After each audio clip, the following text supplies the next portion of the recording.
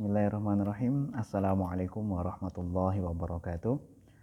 Alhamdulillah wa syukurillah wa la hawla wa la quwata illa billah wa salatu wassalamu ala rasulillah.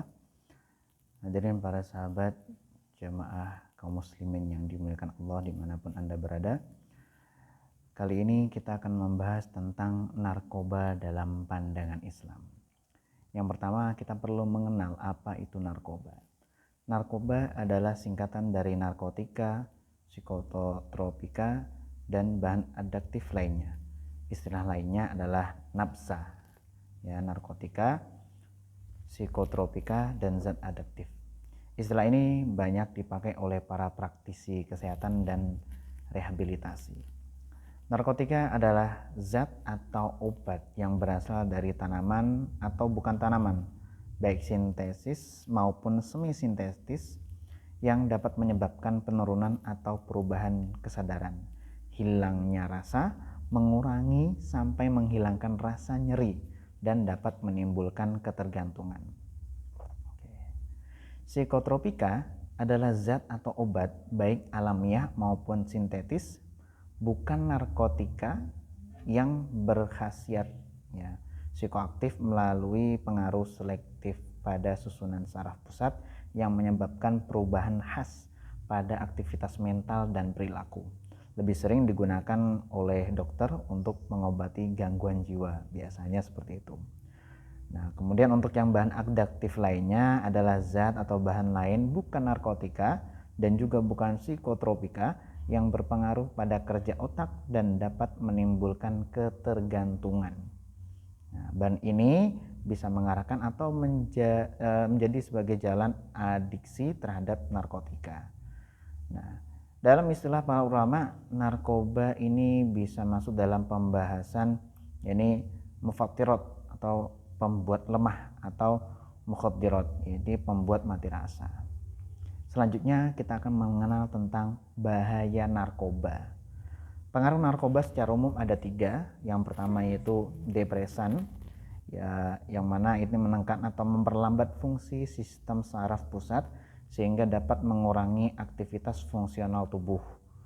Yang kedua selanjutnya yaitu dapat membuat pemakai merasa tenang, memberikan rasa melambung tinggi, memberi rasa bahagia, dan bahkan membuatnya tertidur atau tidak sadarkan diri. Nah, tentu hal ini sangat berbahaya jika digunakan untuk hal-hal kejahatan.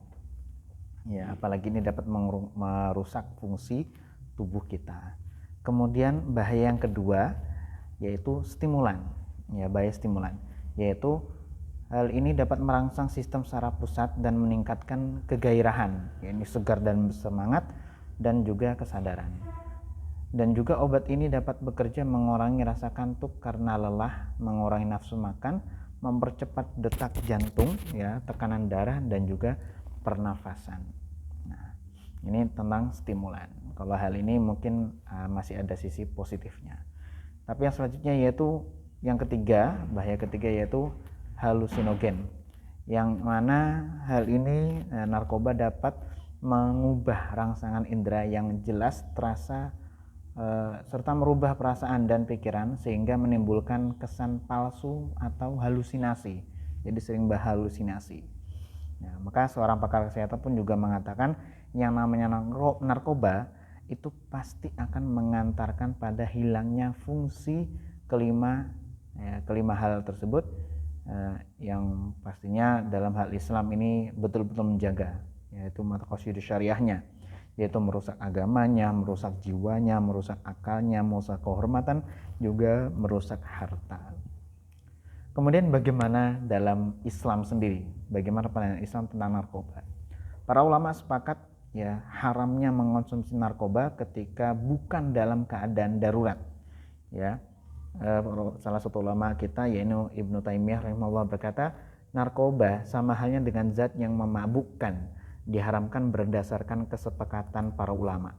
Bahkan setiap zat yang dapat menghilangkan akal haram untuk dikonsumsi walau tidak memabukkan. Ini yang termaktub dalam Al-Majmu' al-Fatawa halaman 204. Ada banyak sekali dalil yang mendukung tentang keharaman narkoba. Yang pertama, Allah Subhanahu wa taala berfirman, A'udzubillahi minasyaitonir rajim wa yuhillu lakum lahumut thayyibatu wa yuharrimu 'alaihimul khaba'ith. Yang artinya dan menghalalkan bagi mereka segala yang baik dan mengharamkan bagi mereka segala yang buruk. Surah Al-A'raf ayat ke-157. Setiapnya khabith atau yaitu terlarang ya, dalam ayat ini. Di antara yang khabith adalah memberikan efek negatif dan itu tentu maksudnya narkoba lagi. Kemudian ayat selanjutnya Allah Subhanahu wa taala firman dalam ayat lain, wala tulqu bi'aidikum ila tahlukah, dan janganlah kamu menjatuhkan dirimu ke dalam kebinasaan. Ya, ini dalam surah Al-Baqarah ayat ke-195. Karena tentunya ketika orang itu mengonsumsi narkoba dia bisa saja overdosis dan ini tidak diperbolehkan dalam agama kita. Dalam ayat lain, wala taqtulu anfusakum innallaha kana bikum rahima, dan janganlah kamu membunuh dirimu, sesungguhnya Allah adalah Maha Penyayang kepadamu. Surah An-Nisa ayat ke-29. Dua ayat di atas menunjukkan akan keharaman narkoba ini karena dapat merusak diri sendiri atau membinasakan diri sendiri. Yang namanya narkoba itu sudah pasti merusak badan dan akal seseorang, sehingga dari ayat ini ya kita dapat menyatakan bahwa narkoba itu haram hukumnya, ya tidak boleh. Kemudian yang ketiga ya, ini dari Ummu Salamah radhiyallahu anha, ia berkata, nah Rasulullah sallallahu alaihi wasallam an kulli muskirin wa mufattirin, yaitu yang artinya Rasulullah sallallahu alaihi wasallam melarang dari segala yang memabukkan dan mufattir, yaitu yang membuat lemah. Hadis riwayat Abu Daud nomor 3686 dan Ahmad, yakni kemudian banyak juga ulama yang mengatakan demikian, meskipun Syekh Al-Albani mengatakan bahwa hadis ini termasuk kategori hadis yang dhaif atau lemah. Jika khamr itu haram, ya maka demikian pula dengan mufattir dan atau narkoba atau hal-hal yang melemahkan. Kemudian dalil keempat, ini dalam sebuah hadis juga disebutkan dari Abu Hurairah radhiyallahu anhu bahwa Nabi SAW bersabda, ya, yang artinya barang siapa yang sengaja menjatuhkan dirinya dari gunung hingga mati, maka dia masuk neraka jahanam dalam keadaan menjatuhkan diri di neraka itu, kekal selama-lamanya. Barang siapa yang sengaja menengguk racun hingga mati, maka racun itu tetap di tangannya dan dia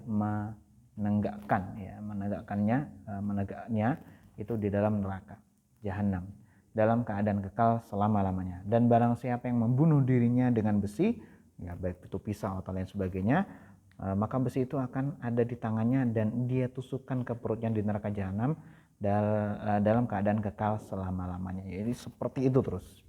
Ya. Hadis ini menunjukkan akan ancaman yang amat keras bagi orang-orang yang menyebabkan dirinya sendiri binasa. Mengkonsumsi narkoba tentu menjadi sebab ya, yang bisa mengantarkan pada kebinasaan. Karena narkoba hampir sama halnya dengan racun. Ya, sehingga hadis ini pun juga bisa jadi dalil tentang keharaman narkoba. Kemudian yang kelima, ya, dari Ibnu Abbas radhiyallahu anhu bahwa Rasulullah sallallahu alaihi wasallam bersabda, la dharara wa la dirara, yang artinya tidak boleh memberikan dampak bahaya, tidak boleh memberikan dampak bahaya. Ya. Kata Syekh Al-Albani, dan hadis ini sahih ya. Dalam hadis ini sangat jelas diterangkan bahwa memberi mudarat pada orang lain ya, dan narkoba ini termasuk hal yang memberikan dampak buruk atau yang memberikan bahaya, maka hal ini jelas dilarang. Nah, mungkin ini sedikit yang bisa kami sampaikan. Kemudian ya meskipun kadang juga ada keadaan darurat yang mungkin mengkonsumsi hal demikian, karena kadang ada beberapa jenis obat-obatan yang termasuk dalam nafsa atau narkoba dibutuhkan bagi orang sakit untuk mengobati luka atau untuk meredam rasa sakit. Nah, ini adalah keadaan darurat. Ya, dan dalam keadaan tersebut masih dibolehkan sesuai dengan kadarnya. Mengingat ada kaidah yang sering dikemukakan oleh para ulama, ad-darurat tubihul mahdhurat, yaitu keadaan darurat membolehkan sesuatu yang terlarang. Ya, meskipun tadi memang narkoba kita sepakati tentang keharamannya, ya, tapi ada suatu ketika mungkin itu bisa kita gunakan. Imam An-Nawawi rahimahullah ta'ala berkata, seandainya dibutuhkan untuk mengonsumsi sebagian narkoba untuk meredam rasa sakit ketika mengamputasi tangan, maka ada dua pendapat di kalangan Syafi'iyah. Yang tepat adalah dibolehkan. Nah, maka hanya ketika dalam keadaan darurat saja. Demikian singkat ya pemaparan kami ya dari penyuluhan tentang narkoba ini. Ya, semoga ini menjadi perhatian bagi kita semuanya dan semoga Allah jauhkan kita dari narkoba yang bisa merusak agama kita, diri kita, sehingga menjadikan kita termasuk dari golongan orang-orang yang binasa. Na'udzubillah tsumma na'udzubillah. Barakallahu fikum, semoga Allah selalu memberikan kepada kita kekuatan. Akhirul kalam, wallahu yad'u ila daris salam wa yahdi may yasha'u ila siratal mustaqim fastabiqul khairat. Wassalamualaikum warahmatullahi wabarakatuh.